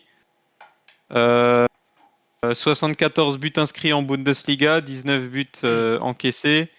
Ils sont sur un différentiel de plus 55, des individualités dressées au nom du collectif, hein. Je pense à Grimaldo et Frimpong qui sont clairement deux des joueurs les plus importants du collectif de Xabi Alonso. Et évidemment, en début de saison, on parlait beaucoup de Boniface, l'attaquant nigérian qui plantait but sur but, qui s'est blessé très rapidement. Donc ils ont dû faire sans lui, pendant quelques temps. Ces dernières semaines, c'est Patrick Schick, l'attaquant tchèque qui était passé par l'AS Roma notamment, qui avait bien repris le flambeau en marquant des buts très importants, souvent dans ce qu'on appelle le Fergie Time. Et évidemment, si on doit citer un joueur dans dans ses 11 titulaires, c'est Florian Wirtz, hein, qui a seulement 20 ans, a ébloui la Bundesliga cette saison. Faut savoir que Wirtz, il est connu, hein, à Leverkusen, un peu comme Havertz. Il a joué son premier match, je crois, à 16 ou 17 ans. Sauf qu'il y a 1 an et demi, il s'est fait les croisés avant la vingtaine. Et on prédisait pas grand-chose de bon parce que souvent les jeunes qui se font des croisés très rapidement, ça fait très peur sur la suite de la carrière. Et puis voilà, ben, cette saison, depuis son retour de blessure, il a été flamboyant. Le type, il est, je pense, pas encore au top de ce qu'il sait faire, mais pas loin. Et c'est aussi une très bonne nouvelle pour l'Allemagne en vue de l'Euro. Bah, c'est lui Donc, qui met le but donc contre la France, non? Premier but. Oui. ouais, c'est lui qui met le Ouais, but c'est contre ça. la France au bout de 7 secondes. Ce week-end, il met de nouveau un doublé. Triplé, non? Triplé. Doublé ou triplé même, je crois, triplé. Il est, comme dit, il est sur une autre planète. Et là, bah, en plus, dans ce collectif entraîné par Xabi Alonso, c'est assez fantastique ce qu'il sait faire, même avec. Bah, il est entouré de joueurs d'expérience, hein, quand derrière toi, t'as Xhaka, t'as des Andrich par exemple. Tu sais que t'es entouré au niveau mental. Donc voilà, messieurs, pour ce petit tour d'Europe, j'avais juste envie de faire un petit bravo à Leverkusen, hein, qui ne sera plus jamais surnommé Neverkusen, puisqu'ils remportent leur première Bundesliga après leur 120e saison d'existence. Une Eh, une belle Quentin, équipe de losers, hein, parce qu'ils avaient perdu en 2002, ils avaient fait le triplé en termes de défaites. Ils étaient en tête du championnat à 2 journées de la fin, ils avaient perdu. Ils étaient en finale de la Ligue des Champions, ils avaient perdu. Ils avaient été en finale de la Coupe d'Allemagne, ils avaient perdu aussi. Ouais. Donc, Autant Dortmund est bien connu pour être un club de losers ces dernières années, Mm. autant Leverkusen, on est sur de la bonne malchance aussi, hein. Rennes, il devrait s'en Franchement, inspirer. c'est du choc, quoi. Rennes devrait Ouais, s'en Romain, tu inspirer. voulais. est-ce que tu as la stat de combien de buts ont marqué Grimaldo et Pong à eux deux cumulés? J'ai vu une stat passer, mais ça me paraissait colossal. J'ai vu une cinquantaine de buts. Bah, je peux te donner ça tout de suite. Toute compétition confondue, tu veux? Ouais. Ouais, juste le temps de chercher. Dans le chat, ça nous dit très belle reconversion de Xabi Alonso, effectivement. Mais Ah le oui, gars oui. était déjà très très bon en milieu de terrain, il avait déjà une sacrée vision de jeu. Alors, c'est comme des Xavi ou des Iniesta, c'est pareil, tu vois, je le vois bien aussi coach. C'est des gens qui avaient le sens du Ils foot. sentent le football. Ouais. Ouais, ils sentent le foot. Alors, Pirlo, il a tenté aussi sa reconversion un peu. Je suis surpris que ça Ouais. n'ait pas forcément marché parce qu'il Là, avait un peu. il est à la Sampdoria en D2 italienne, Ok. actuellement. Parce que je suis surpris que Pirlo, ça n'ait pas tant pris que ça, parce qu'il avait aussi il sentait le foot comme Cruyff, comme, enfin, tu vois, t'avais Ouais, des mecs comme mais ça, tu vois. Mais t'as après, des c'est gens Il où n'a pas le compliqué à arriver. c'est leadership. t'as des gens où c'est Ouais, inné, Ouais. où ils Ouais. vont être très performants sur le terrain, et t'as des gens qui comprennent vraiment le football et la science du football, on mm, va dire, et je pense que c'est très différent, et je suis pas sûr que Mm. Pirlo il ait cette nuance entre les deux, en fait. bah, J'ai comme un exemple Guardiola, quoi, qui par va exemple. toucher. J'ai un exemple qui va toucher plus directement de ce dont on va parler après, mais Xavi, par exemple, Mm. ça a été un maestro au milieu de terrain, Mm. mais niveau coach, on n'est pas sur le coach de la décennie, quoi. Ouais, Quand c'est tu vrai. compares à la saison de Ouais. Xabi Alonso, et pourtant il a pas les mêmes joueurs, hein. Si C'est aujourd'hui tu C'est clair. compares l'effectif du Barça et de Leverkusen, il faut quand même s'avouer que ça n'a rien à voir, hein. ça, c'est sûr. Mm. Grimaldo et toute compétition confondue, Grimaldo et Frimpong, c'est 23 buts marqués et 27 buts, 27 passes décisives. Donc, c'est Ah, ok, donc impliqué sur 50 c'est buts. 50, c'est impliqué sur 50 buts, ok. Ouais. C'est énorme. Ouais. Oh, ouais, c'est colossal. Putain. Bah, dis-toi Mais C'est-à-dire, franchement, qu'en Coupe d'Allemagne, franchement, par exemple, en Coupe d'Allemagne, Boniface, vas-y. Frimpong, il est à 2 buts, 3 passes D en 5 matchs et Grimaldo, il est seulement à une passe décisive en plus. Donc, Ouais, ok. Mais ouais, tu m'étonnes, avec deux latéraux comme ça, Boniface et Chic, ils devaient se régaler quand même. c'est C'est- clair, hein, Je pense que ça doit se derrière, montrer à tout va. Hein. derrière, en plus, t'as des Hoffman, comme dit, t'as Wirtz qui vient couper aussi. Ouais, il a vraiment, en fait, il a un super collectif pour jouer le jeu qu'il a mis en place en début de saison. Je suis curieux de savoir quel entraîneur va être le premier réussir à contrecarrer le nouveau style apporté par Xabi Alonso. Parce que tu avais le style Guardiola qui a été bloqué par Chelsea en 2012 et par Mourinho en 2010. Mais pendant très longtemps, ce jeu du Barça qui faisait tourner la balle, etc., ça a été le style de jeu le plus incroyable dans le foot, tu vois. Et là, tu as un peu ce renouveau qui se crée avec Xabi Alonso. Alors, tu as eu d'autres styles de jeu, mais tu as ce renouveau un peu avec Xabi Alonso qui va créer un nouveau style de football pendant quelques années. Déjà, je suis curieux de savoir jusqu'où il va aller et qui va être le premier coach à réussir à contrecarrer, à trouver la Mm. solution face à ce jeu-là, quoi. Bon, déjà, je J'ai peux une- te dire qu'il restera pas à Leverkusen très Éternellement, longtemps. ouais. Ouais, ça c'est sûr. j'ai une dernière question à ce sujet. Donc là, on parlait des invincibles en championnat. Est-ce que c'est déjà arrivé qu'une équipe soit invaincue, toute compétition confondue, sur une Je, année je suis sur pas une année sûr. Parce que on est d'accord, il faut compter les équipes qui ont joué la Ligue, des coupes européennes. Mm. Sinon, c'est trop simple avec la coupe. Oui. Mais je sais pas en vrai. Mm. Je suis pas sûr du tout. Parce que en vrai, quand tu regardes l'Europa League là actuellement, ils ont clairement moyen d'aller au bout et ils font clairement figure de favoris. Oui, Et bah, de toute puis façon, là. ça nous arrangerait aussi en Ligue 1 qui gagne la Coupe d'Europe. Parce Hum, qu'en gros, si Leverkusen gagne, la 4e place du championnat est qualificative pour la Ligue des Champions. mais dans tous les cas, les qualificatives, mais c'est par barrage. Bah, oui, mais Ouais, là, là, du ce coup, sera tu direct. sauves ton Elle est barrage. directement qualificative. Ouais, Allez, ouais. Leverkusen, du coup. Ah bah clairement, oui. Non, elle est l'OM. Allez, l'OM Est-ce et que c'est pas une Leverkusen. Et excellente transition? Leverkusen. Et le. Eh bah oui, transition toute trouvée pour parler de la Coupe d'Europe, messieurs. Hein, quitte à faire, autant passer directement sur la Coupe d'Europe. Merci Romain pour cette passe Brest-toi? décisive. Après, peut-être que Quentin n'avait pas terminé. Si, c'était tout bon, c'était Oui, tout si, bon il là. avait fini, on avait fini d'entendre parler de lui, là, c'est bon. Messieurs, du Oh. coup, on se retrouve pour parler de la Coupe d'Europe Stade avec Brestois. 3 clubs français non, qui sont encore en compétition pour la Coupe d'Europe. Vous avez le Paris Saint-Germain juste ici, en Ligue des Champions, juste ici sur le maillot de Quentin. Vous avez également l'Olympique de Marseille, comme on l'a cité, c'est pour jouer en Europa League. Et vous avez également le LOSC, qui joue en Conference League. Alors, petit accro quand même, parce qu'au match aller, ces 3 équipes ont perdu. Ça a été 3-2 pour le Paris Saint-Germain et ça a été 2 fois 2-1 pour Lille et Marseille. Lille c'était face à Aston Villa, Marseille c'était face au Benfica Lisbonne et Paris c'était face à Barcelone évidemment. Le retour de Paris ce sera demain soir alors que Marseille et Lille joueront jeudi pour essayer de prolonger leur aventure. Messieurs, déjà avant de commencer, première question, qu'est-ce que vous avez pensé de ces matchs déjà? De ces 3 matchs? Qu'est-ce que. Vous pouvez prendre un par un ou en global, mais qu'est-ce que vous en avez pensé déjà? Waouh. Pas tous en même Euh, temps. Vas-y, moi je Moi, peux je veux bien. commencer si tu veux, je peux commencer, y a pas de souci. Je Vas-y. vous en prie. Euh, Je vais commencer par le match de Lille.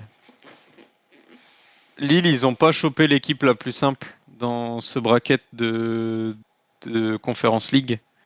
T'avais quand même le PAOK, le Club Bruges ou Pilsen qui était un petit peu plus abordable. Et tu vas choper Aston Villa, qui est une équipe qui tourne pas mal en PL, qui joue les premières places. Qui plus est entraîné par le seigneur du jeudi soir, hein, Unai Emery, il est quand même connu pour être le roi des compétitions européennes du jeudi, hein, avec toutes ces Europa League remportées. Maintenant, franchement, ce résultat, il est loin d'être mauvais pour Lille. Aller Alors, jouer à... je vais Ouais, juste préciser du coup, parce que c'est ce que tu allais dire, je pense. Il faut noter que Marseille et Lille ont joué leur premier match aller à l'extérieur, ouais, contrairement à Paris c'est ça. qui a joué au parc Ouais. pour le match aller. Donc je pense, comme tu le dis, Aston Villa à l'extérieur, c'est vraiment pas facile. On sait que les publics anglais, que ce soit le mardi, le mercredi, le jeudi ou tous les autres jours de la semaine, ils sont au rendez-vous. Ça devait pas être simple. Maintenant, Lille, on va dire ils ont en plus le point positif de recevoir au match retour. Le but à l'extérieur ne compte plus. Ça, malheureusement, c'est un peu dommageable pour eux, pour Marseille aussi. Mais au moins, ils reçoivent et je pense qu'ils peuvent faire quelque chose sur un match. En plus, ils n'ont pas joué ce week-end, donc ils sont bien reposés. Alors, je pense que Lille n'est pas l'équipe la moins bien embarquée parmi les trois. Ensuite, pour Marseille, j'étais en train de chercher. Donc, pareil, hein, Marseille, bon, ils ont une équipe un petit peu complexe aussi. Hein. Benfica, c'est pas facile, mais quand tu vois toutes les équipes qui restent, rien n'était facile. Pareil, ils ont joué à l'extérieur, ils ont eu la bonne idée quand même de marquer ce but qui va leur faire beaucoup de bien. Remonter un but, c'est pas insurmontable. Le Vélodrome, cette saison, les jeudis, il était quand même chaud bouillant. Donc Marseille sous Vélodrome, un jeudi soir à 21h, pourquoi pas. Maintenant pour Marseille, pour la suite, j'ai quand même peur parce que ils rencontrent le vainqueur de Liverpool, Atalanta. Même si Liverpool fait une remontada, ce sera pas facile de les jouer. Et si l'Atalanta confirme, ça voudra montrer aussi que ce sera pas facile de les jouer. Mais je dirais que c'est pas non plus le club le moins bien embarqué en fait dans parmi les trois dans ces compétitions européennes. J'ai un petit peu plus peur que pour Lille, dans le sens où Benfica en fait a plus d'expérience sur les dernières années dans les coupes européennes que peut en avoir Aston Villa par exemple. Donc à voir, mais je les sens pas. Pour moi, c'est pas non plus fini. Et je vais le répéter, c'est fini pour aucune des trois équipes. Elles ont toutes les trois largement la possibilité d'aller chercher cette qualification. La dernière, évidemment, c'est le Paris Saint-Germain. Alors malheureusement, eux, ils ont le déficit d'avoir accueilli au match aller, de perdre à domicile devant leur public. Ça, c'est dommage. Encore une fois, c'est que un but d'écart. Si on veut vraiment parler du fond de jeu du match du PSG, il y a plusieurs questions qui se posent, hein, notamment sur la compo. Est-ce que c'était la meilleure à poser face à ce Barça-là? Je pense qu'il y aura quelques changements. Dans ma tête, je m'attends à une énorme surprise, même si je sais que ça n'arrivera pas. Je vais faire un pari enfin, et je pense que Oui. ça va rejoindre ton idée. Oui, en fait, j'y pense depuis ce matin. J'ai très peur que ça arrive, mais je ne peux pas y croire. Enfin, mon corps a pas envie d'y croire. C'est quoi votre pari? Attendez, c'est quoi? C'est que Mbappé il serait sur le banc Ouais. demain soir? Mbappé sur le banc, Paris gagne 2-0 face à Barcelone. Bon, après, Avec deux buts de Mbappé quand il rentre, c'est ça? Non. Avec 2 buts de qui tu veux, mais Non. Paris se qualifie sans Mbappé. Ouais, du coup, j'ai un peu cette hantise-là. Depuis ce matin, je me dis la même chose. Je sais pas pourquoi, je sens qu'il est en train de nous cook un truc là, le Louis Henry là. Et je sais pas pourquoi je le sens arriver. Pour finir rapidement, en vrai, ils ont que un but d'écart, ça se fait. C'est pas non plus le Barça 2009-2011. Christensen sera absent, il va manquer au milieu de terrain. Il avait fait beaucoup de mal sur son entrée. Sergi Roberto, il sera absent aussi. Côté parisien, Nuno Mendes, du coup, il n'aura pas joué. Donc, s'il est de nouveau dans la forme de la semaine dernière, c'est impeccable. Hakimi, de l'autre côté, serait formidable aussi. Dernier point à prendre en compte, on parle de public et de stade. Faut savoir que le Barça n'accueille pas au Camp Nou. Donc ça change aussi beaucoup de choses dans la psychologie de Marquinhos. Dans la psychologie, ouais, et dans la préparation de ce match-là. Ils seront certes à domicile, mais ils seront pas au Camp Nou dans leur. C'est depuis cette saison pour les travaux au Camp Nou? Ouais. Ils jouent du coup? Je peux te trouver le stade, mais voilà pour ça, je peux te le donner l'info dès que j'ai trouvé. Mais en gros, voilà pour mes avis. Je pense que pour aucune des trois, c'est fini. Même si je pense que ça va être le plus compliqué sera pour Paris juste parce qu'ils sont pas à domicile pour le retour, quoi. T'as devancé un Mais peu du coup ma deuxième question, mais du coup bon, je vais la poser également aux autres et ils me donneront leur avis sur les matchs. Euh, Est-ce qu'on peut voir déjà 3 clubs français, ce serait historique en demi-finale de compétition européenne, mais déjà ne serait-ce que un ou deux, oui, messieurs qui n'avaient pas pris la parole. Du ouais. coup, je vous laisse faire un retour sur les matchs également que vous avez pu voir et sur vos attentes pour les matchs de demain. Ou attendez, non, les attentes, on pourra potentiellement en parler juste Mm. après. Je vous laisse déjà faire le retour et me donner un peu votre avis sur les chances des clubs français dans ces quarts de finale. Vas-y François, je t'en prie. Ça marche. Pour les retours, alors j'ai vu les trois. Très clairement, l'équipe qui pour moi avait la place de ne pas perdre, c'était Marseille, très clairement. Parce il y a l'histoire de Benfica, mais il y a aussi l'actualité. Et Benfica, c'est pas une équipe qui actuellement fait peur. On l'a vu face à Marseille, ils mènent 2-0, mais ils ont failli se faire rattraper. Il y a un penalty non sifflé qui était valable pour l'OM, il faut l'avouer. Donc pour moi, je trouve que le retour à l'OM à Marseille va être juste bouillant. Bon, il y a quand même à noter quelques absents du côté marseillais, mais je sens bien Marseille nous faire cette surprise. Déjà que Benfica avait failli se faire taper face à Toulouse, tu vois quand même la fragilité de cette équipe. Côté Lille-Aston Villa, euh, bon, bah, Lille, c'est pareil, s'est fait mener rapidement 2-0. Ils sont revenus à 2 fois avec un but qui était en jeu, mais qui était valable, bien évidemment. Quelques erreurs d'arbitrage encore. Et c'est, oui, la deuxième équipe pour moi qui a la possibilité de passer. D'autant plus que là, tu vas être à guichet fermé pour ce match-là. À Aston Villa, l'ambiance n'était pas exceptionnelle, hein, parce qu'on entendait énormément les Lillois. Ils étaient plus de 2000 Lillois dans le stade. Ils ont mis un boxon pas possible. Donc déjà, pour moi, ces deux équipes peuvent passer. La troisième, ça va dépendre d'une chose, ça va dépendre de la compo de Luis Enrique, tout simplement. Quentin l'a dit, des fois, il nous sort des compos, et la compo au match aller, je l'ai pas compris. De me mettre Asensio en faux numéro 9, de me mettre Marquinhos à droite, de ne pas titulariser Warren Zaïre-Emery. Pour moi, ça a été les trois choix compliqués. Puis on l'a senti, hein, côté droit, ça a été un boulevard.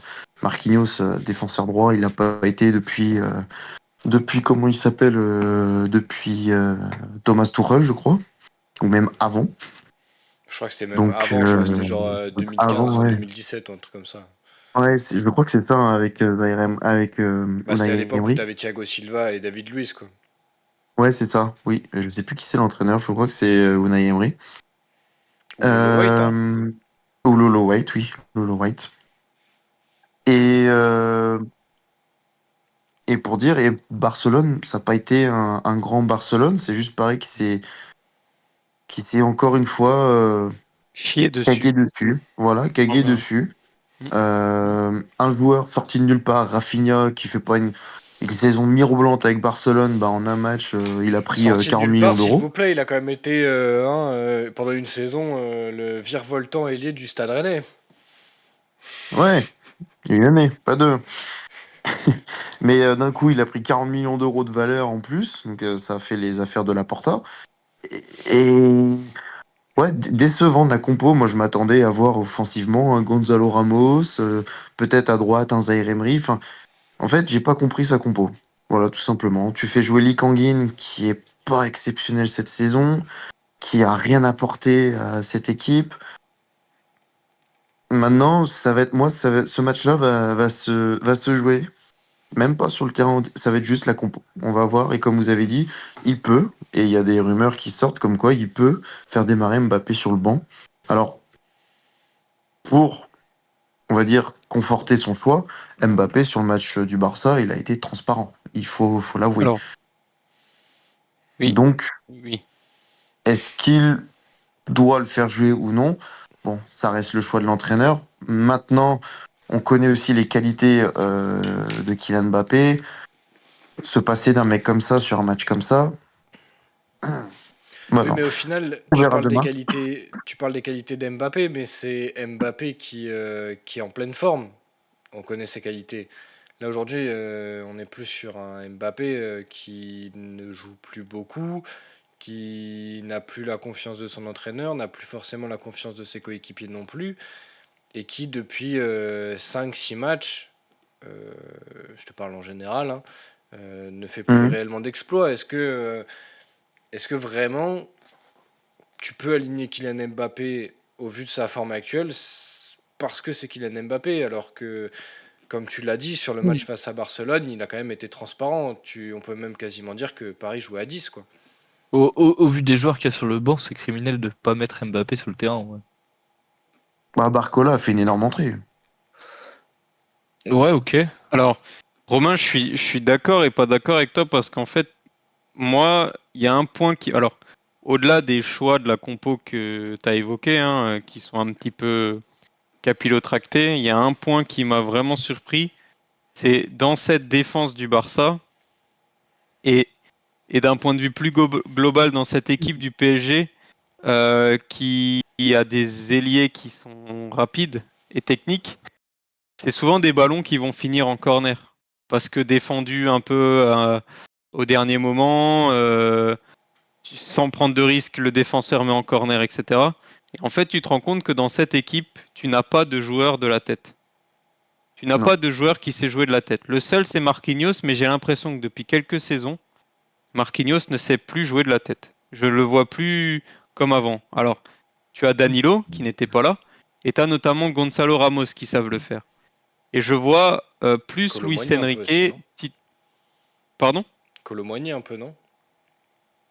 Ouais, mais même Colomwani, c'est pas vraiment ce Hmm. joueur de pointe, tu vois, qui va donner à gauche ou à droite et qui Hmm. ensuite va se retourner et partir au centre. Et il Ouais. manquait ce joueur-là, en fait. Parce que tes ailiers, ils font la différence. Oui, ok, Mbappé va faire la différence, Dembélé, il va faire la différence, Barcola va la faire aussi. Mais en fait, derrière, quand ils ont le ballon, bah, qu'est-ce qu'ils font avec? Ils savent pas la mettre dans la boîte parce que t'as pas de joueur pour planter une bonne petite tête au 6 mètres. Et ça, je trouve que actuellement c'est un problème parce que les ailiers font les différences, sauf que derrière ils doivent revenir sur leur pas pour ensuite rechercher un mec à l'entrée de la surface parce qu'ils peuvent pas mettre dans la surface parce qu'il y a personne. Et c'est Ouais, pour mais ça que je vois plus un là- Gonzalo Ramos être titularisé euh, pour justement peser sur cette défense-là. là-dessus, c'est contradictoire parce que finalement, tu te retrouves avec deux ailiers très rapides capables d'alimenter le 9 en centre. Et derrière, en quart de finale de Champions League à domicile, tu mets Asensio en Ah numéro oui, non, 9. mais tout à fait. Tu mets Asensio en numéro 9 qui n'a jamais mis un but de la tête. Non, mais ça Et, n'a pas de sens. Ça n'a pas de sens, Romain, je suis assez d'accord avec toi. et ensuite, pour revenir sur le fait que Marquinhos ne plante plus un pion de la tête, il faut pas oublier que sur les 6 dernières années au PSG, celui qui tirait les corners, c'était Neymar. Oui, Enfin, l'intégralité des coups de pied arrêtés était tirée par Neymar et Messi l'année dernière. C'était autre chose que, alors là, je ne sais pas qui tire les coups de pied arrêtés, peut-être Dembélé, je pense. Mbappé. Je me trompe. non, pas Les Mbappé. corners, Non, les c'est que corners, Mbappé. peut-être Dembélé, Non, je c'est pense, Dembélé, ouais. ou quelque chose comme ça. Je pense qu'ils n'ont pas le même pied que Neymar ou Messi. Non, c'est sûr. Donc, Ça, c'est sûr. Mais après, quand je vois un Fabian, par exemple, un Fabian qui a son mètre 85 là, et qui ne sait pas l'utiliser, ça me frustre. Ce joueur est frustrant de ouf. Ah bah c'est plus le même canap là. Et d'ailleurs, juste Hmm. avant de passer la main à Romain, il y a aussi une chose moi qui m'avait un peu contrarié, c'est que depuis le début de saison, tu as un joueur en défense qui est le patron, Danilo, et Hmm. tu ne le fais pas jouer face au Barça, et tu fais démarrer un gamin brésilien. Bon, c'est bien de le faire jouer, hein, faut lui donner de l'expérience, mais tu lui donnes pas de l'expérience sur un match comme ça. Pas Et sur ce surtout que tu sais, match-là, quand non. tu as un mec comme Lewandowski, même s'il a 35 ans, il a, il a une vision du foot, enfin, il a de l'expérience, il a tout ce gars-là, et tu le fais jouer face à un mec qui a 2 matchs de Ligue des Champions dans sa carrière. Putain, c'est l'envoyer au casse-pipe, le gamin, quoi. Ah bah là, oh, il l'a tué, hein. Levan, il a Levan- aspiré leur âme. Aux deux Lewandowski, défenseurs il a fait un centraux, là. boulot. Ah, mais il a fait ce qu'il a voulu, Lewandowski. Tu mettais Danilo avec. Pour moi, la charnière centrale du PSG, c'est Hernandez-Danilo. Point. Voilà. tu peux pas mettre Marquinhos parce que Marquinhos, il est encore traumatisé depuis toutes ces années. Et pour moi, les deux seuls qui sont vraiment solides, ce seraient eux, quoi. Hernandez, Danilo. Donc on verra demain. Mais pour moi, Marseille est plausible de passer. Lille, Paris. Voilà. Voilà mon classement. Et je te laisse la Ok. main. Ouais, est-ce que tu as des Romain. choses à compléter? Alors, ouais, alors déjà, je voulais surligner un fait que Quentin a évoqué, c'est que rien n'est joué pour les clubs français. Mm. C'est-à-dire que les trois clubs, on peut clairement croire en une qualification de leur part en demi-finale. Paris, on sait qu'ils sont capables sur ce match retour de renverser la tendance. Ils ont les qualités, ils ont des joueurs de qualité pour le faire. Et ils ont également un coach qui connaît mieux que personne le jeu du Barça Parce et, que c'est le Barça. et l'environnement du Barça finalement. Donc, et quel coach vaut-il mieux avoir pour faire une remontada qu'un coach qui a déjà mis la plus grosse remontada de l'histoire? Mm. Donc, ouais, pour Paris, j'y crois très fort. Ils sont peut-être pas favoris pour tout le monde, mais au vu de la régularité du Barça cette saison, il faut espérer qu'ils ne réalisent pas la même performance qu'ils ont réalisée au match aller. Et je pense que c'est clairement envisageable. Et il faut espérer également que Paris réalise une meilleure performance défensive sur ce match. Mm. Parce que offensivement, tu peux pas leur reprocher grand-chose. Tu claques 2 buts dans un quart de finale de Champions League, t'es bien normalement. T'es bien, tu reviens au score, tu mets le deuxième but dans la foulée. Enfin, il y a rien à reprocher. C'est vraiment défensivement où il faut qu'ils deviennent une vraie équipe, quoi, on va dire, et qu'ils fassent les efforts les uns pour les autres. Le premier but, il est assez significatif là-dessus. Alors, je sais plus qui centre pour le Barça. T'as Donnarumma qui va au casse-pipe pour essayer de sortir le ballon.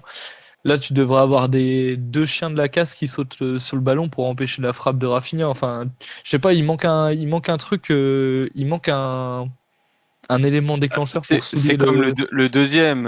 Pedri il doit se faire tailler avant de pouvoir faire Oui. sa louche magnifique sur Mm. Rafinha. Ouais. Et Rafinha, il doit jamais pouvoir finir comme ça dans la Facilement, ouais. surface et il doit se faire bousculer bien avant. Donc ouais, il manque ce petit truc qui peut souder une équipe et les faire aller au bout. Ensuite, pour Lille, Lille c'est clairement très envisageable encore. On les voyait pas réaliser ce genre de performance en Angleterre contre Aston Villa. Aston Villa, on peut le rappeler, ils viennent de taper Arsenal à l'Emirates hier après-midi Mm. et de fort belle manière. C'est une très belle équipe, hein, il faut pas du tout les dénigrer. Et Lille a réalisé une très belle performance contre les Anglais la semaine dernière. Ils se sont procurés énormément d'occasions et ont manqué de réussite. Ils sont tombés sur un très grand Emiliano Martinez. Hâte de le voir en France, lui. Hâte de le voir en Mm. France. J'ai hâte de voir quel accueil les supporters lillois vont lui réaliser ce soir. Mais je pense que tout est possible encore pour Lille et Inch'Allah il gagne jeudi. Il se qualifie jeudi. Et enfin pour terminer, je vais parler du match de l'OM de jeudi. C'est pas le plus beau match de Coupe d'Europe que j'ai vu cette saison de la part de l'OM. Que dire, le but d'Obama est un petit peu inespéré, on va dire, et c'est vraiment la seule lueur d'espoir qu'on a eu finalement. Pour moi, 2-0, c'était fini, hein, on remballait, c'était pas la peine de jouer le match retour. Et ce but, il maintient un espoir. Donc j'y crois fort, d'autant plus que le match retour et au Vélodrome, ça me fait un petit peu penser au Marseille-Leipzig qu'il y avait eu il y a 6 ans ou 7 ans, où l'OM était allé perdre 1-0 à Leipzig et avait fait un match dantesque et d'anthologie même au Vélodrome pour se qualifier. Et je pense qu'il faut clairement s'attendre à ce genre d'atmosphère jeudi soir au stade. Et certes, Benfica ont une certaine expérience européenne, mais ils sont pas hyper en confiance et je suis pas sûr que l'atmosphère qu'il y aura au stade soit en leur faveur, on va dire. Donc voilà. Donc si je comprends bien, en fait, vous avez beaucoup de motifs d'espoir et aujourd'hui on peut quand même espérer voir 3 clubs français en demi-finale Oui, cette saison, quoi. moi j'y crois très fort. C'est bien, c'est une bonne nouvelle pour l'indice UEFA, ça. Mm. Écoutez, c'est une Mm. belle conclusion, parce qu'en fait, vous avez répondu un peu à toutes les interrogations et toutes les questions qu'on pouvait se poser. Je ne vais pas vous demander qu'est-ce qu'on peut espérer, puisque vous avez déjà répondu à ça. Donc, je pense qu'on peut clôturer ce chapitre Juste concernant pour la Coupe finir, d'Europe. Avant de clôturer ce chapitre, du coup, c'est toi qui auras la main et tu pourras conclure. du coup, le Barça, il joue au stade olympique Luis Companys, qui est l'ancien stade de l'Espagnol Barcelone, Ok. et qui, en capacité maximale, accueille 55 000 spectateurs. Ah oui, ça change du Camp Nou. Non, on est à 80 000, quoi. 95 000, ouais. 95 000. Ouais. Ça change beaucoup, effectivement. Messieurs, bah, ça va être le retour d'en dehors des tribunes, Romain. Ça va Allez, être bref et intense. je te lance ton petit générique. Messieurs, plus un bruit. En dehors des tribunes. C'est parti. T'es obligé de te gratter la gorge Je au suis moment du désolé, générique. Je t'en prie, Salut mec, les c'est gars. parti. Alors on va y retourner, ça fait très longtemps que j'ai pas fait de chronique, j'espère que je n'ai rien perdu. Donc j'ai une chronique un petit peu particulière ce soir. J'ai pas pu en parler avec vous la semaine dernière, mais il y a eu un fait qui s'est produit il y a 8 jours en Turquie. Un fait assez incroyable. Je parle pas de la grève d'implant capillaire de Jérémy. Je parle bien sûr de la Super Coupe de Turquie qui s'est déroulée le dimanche 7 avril entre les deux ogres du football turc, Attends, je te mute. Galatasaray et Attends 30 Fenerbahçe. secondes, je te mute. Attends.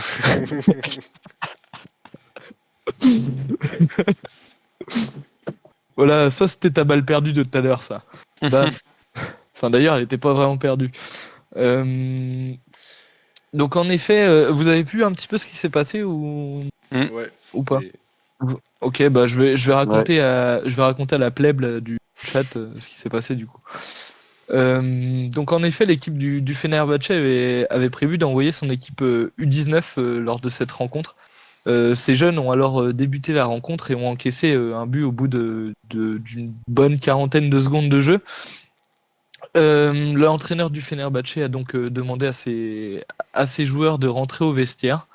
Ils ont donc déclaré forfait. Le match s'est soldé par une victoire de Galatasaray. Galatasaray, pour le diffuseur, a envoyé les remplaçants sur le terrain et ils ont réalisé un joli match à 11 contre 11 entre les remplaçants de Galatasaray et les titulaires. Donc voilà.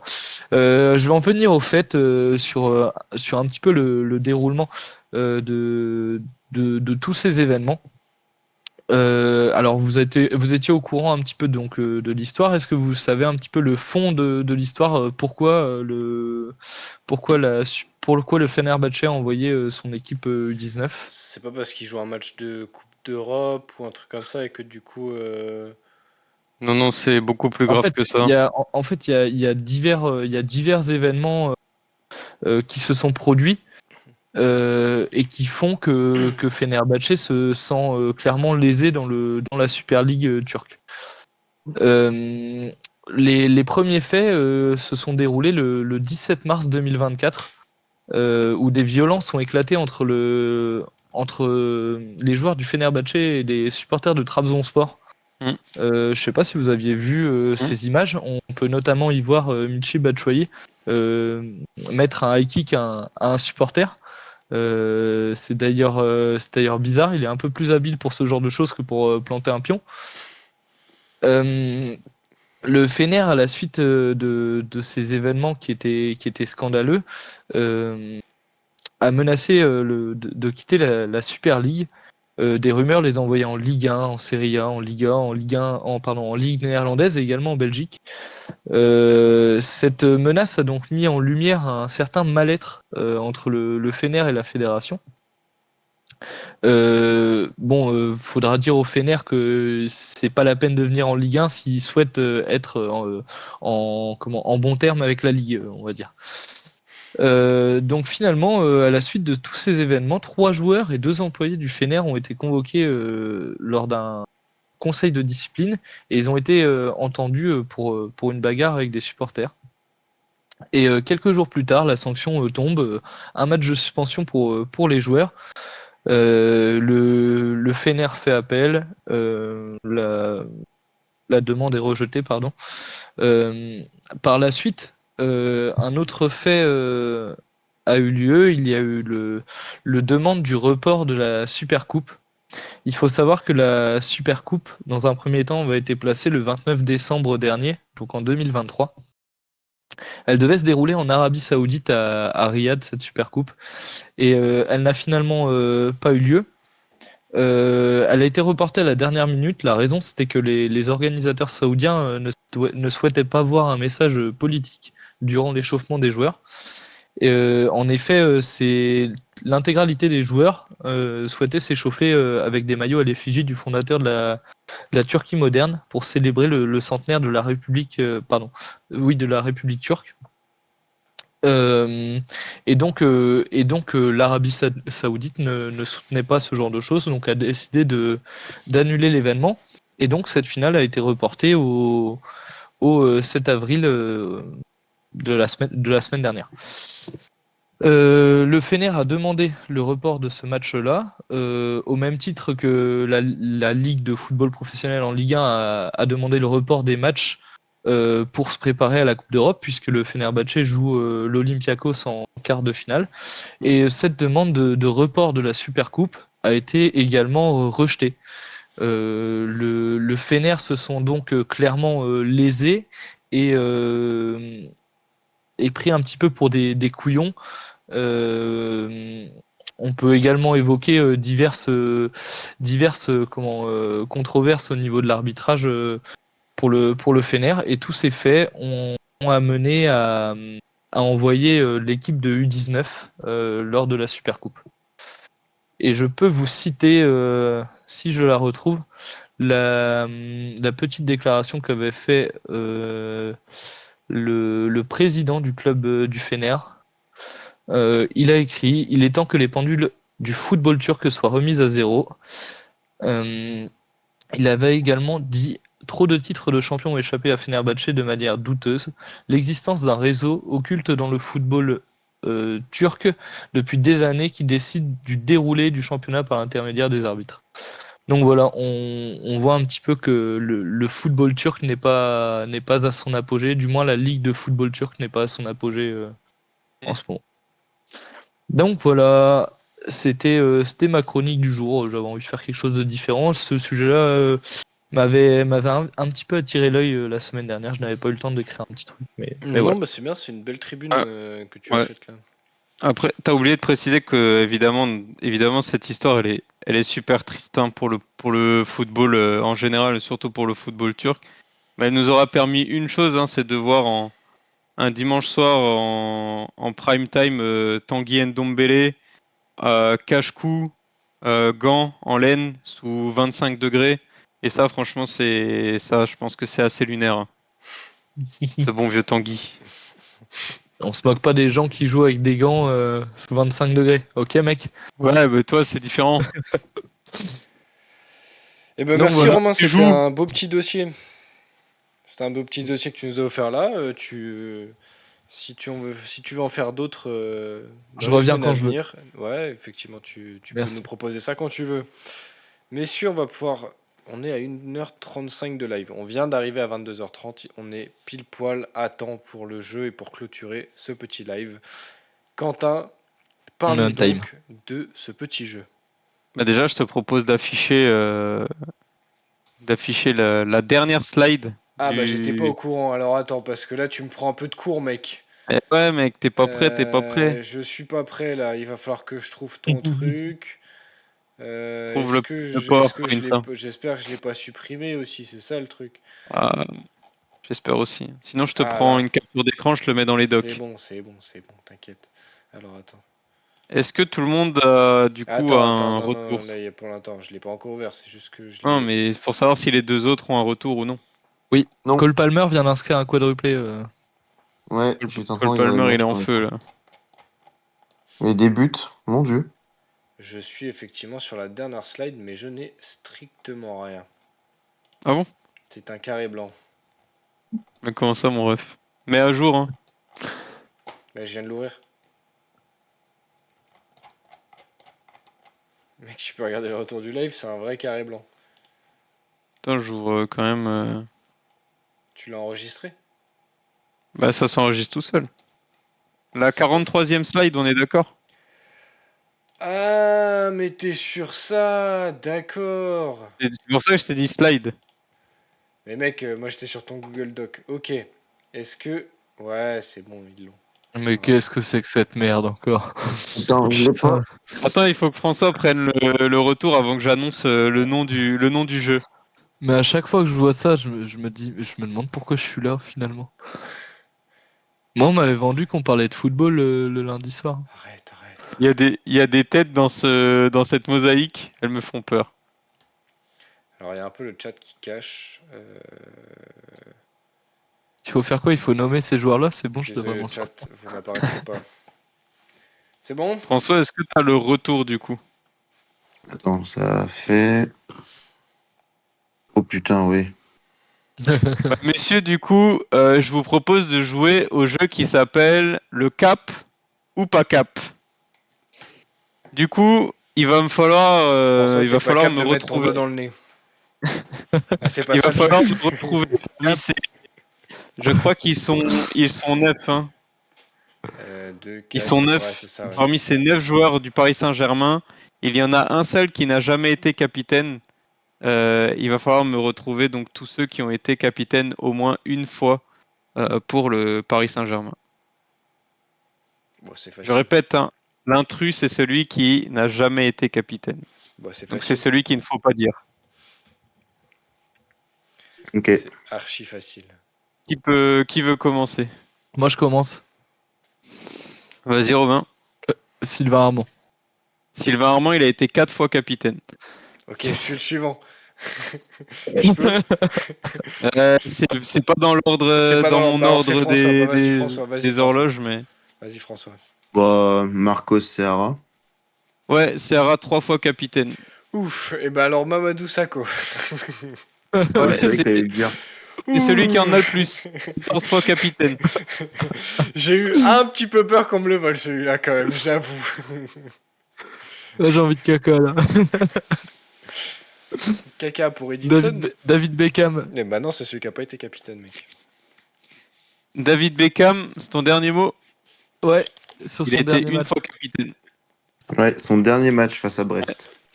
Ok, alors mec. Putain, je David pensais Beckham a fini contre Brest. Oui, bah oui. Et je pensais que c'était Oh lui oui, qui c'est n'avait vrai. jamais été capitaine, David Beckham, donc je suis un peu dans la Bah voilà, Euh, tu t'es trompé. Si, il a été une fois capitaine.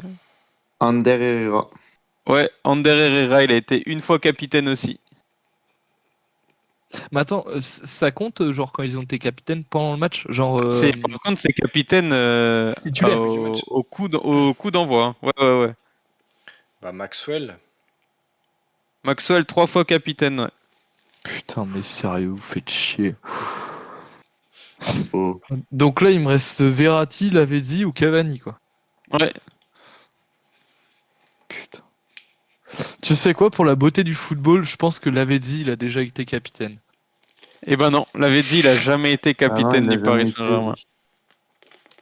Putain. Cavani, il a été 3 fois au coup d'envoi et Verratti, pareil. 3 fois au coup d'envoi, capitaine du PSG. Putain, un capitaine qui prend un jaune au bout de 5 minutes parce qu'il parle, c'est quand même beau. Bon, il Mais parlait moi, pas, Verratti. dans ma tête, je pensais que l'avait dit, il avait été au moins une fois capitaine. Ouais, Et je en pensais fait, en non. Coupe de France ou ce Jamais. genre de choses. Ouais, pareil, mais j'ai écumé tous les matchs de l'Avedzi sous le PSG et rien. T'as regardé tous les matchs de Lavezzi? Bah, j'ai regardé tous les matchs de l'Avedzi, de Ceará, de Sacco, de Beckham, de Cavani, de Verratti, de Maxwell, d'Armand et d'Ander Herrera. T'avais pas Et t'as grand fait chose ça à faire. aujourd'hui, c'est ça? Ouais. J'avais déjà préparé le truc, mais le cap ou pas cap reviendra dans les prochaines semaines avec un nouveau club. Et bah ça c'est cool. On est très heureux de voir ce nouveau jeu apparaître. Genre avec Angers. Avec Angers, mais essentiellement sur la période 64-78. Raymond Coppa. Je crois qu'en 64-78, Raymond Coppa, il était déjà plus en mesure de jouer à un match de football. 64, on est sur ces années encore un peu en jeu, je pense, Raymond Coppa. On est sur ces années folles. Ouais, je pense qu'il faisait encore battre le cœur de certaines nanas, quoi. Il faisait encore Joga Bonito. Ouais. Donc voilà, messieurs. Eh ben, Ça merci. va, un très très bon jeu. Bah messieurs, encore un excellent live. Merci beaucoup à vous pour votre participation, pour votre bienveillance et pour votre intérêt footballistique qui parle à beaucoup de gens. Bah, ouais. Merci à vous les gars. Merci au chat aussi. Merci au qui a chat. été là. Franchement, les gars, c'est un plaisir d'offrir. Hein. Ouais, joie de recevoir. Toujours. Merci au chat. On se retrouvera la semaine prochaine en espérant pouvoir parler de Brest. Parce que ça aurait dû être le sujet aujourd'hui si jamais il y avait de la victoire face à Lyon. On verra la semaine prochaine, sinon ce sera un sujet de toute façon qu'on se garde sous le coude. Merci au chat, merci messieurs, merci à la Ligue 1, merci à mes parents. Tu ne annonces pas. Ok. Non mais merci beaucoup pour cette soirée, merci. On se retrouve sur YouTube pour revoir la rediffusion de ce petit live. Venez faire un tour sur nos réseaux sociaux. Pensez également à vous abonner à Twitch pour ne pas louper les prochaines émissions. À la chaîne YouTube parce que il y a des petites vidéos, des petits concepts qu'on est en train de travailler. On va essayer de travailler ça petit à petit et de vous offrir ça rapidement, même si le montage risque d'être très long. On se dit à la prochaine, à lundi prochain, 21h sur Twitch. C'était En Tribune. Bonne soirée.